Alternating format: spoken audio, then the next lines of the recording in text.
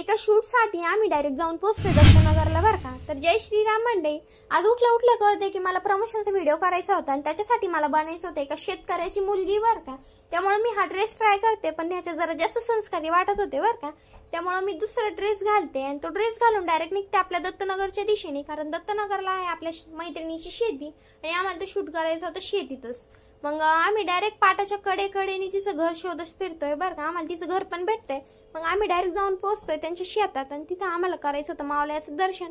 मग त्यांचं दर्शन वगैरे होतंय आणि मग आम्ही तिघी जसं कधी भेटलो नाही बरं का।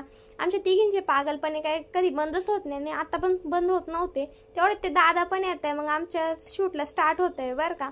आणि ह्या दादांनी असली भारी शेतकऱ्यांची ऍक्टिंग केली विशेष नाही बरं का। आणि त्या शूटसाठी आम्हाला एका चेअरची आवश्यकता होती आणि माझ्या मैत्रिणी एवढ्या चांगल्या ना, दोघींनी बिचारे एका मिनिटात चेअर घेऊन आलाय बरं का।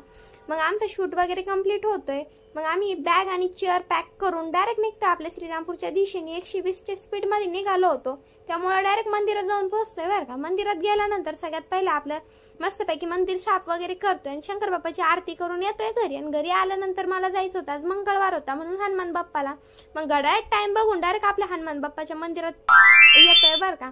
मग त्यांना प्रदर्शन वगैरे घालतोय आणि मग त्यांचं दर्शन वगैरे होतंय आणि या प्रकारे जातोय आपला दिवस। धन्यवाद।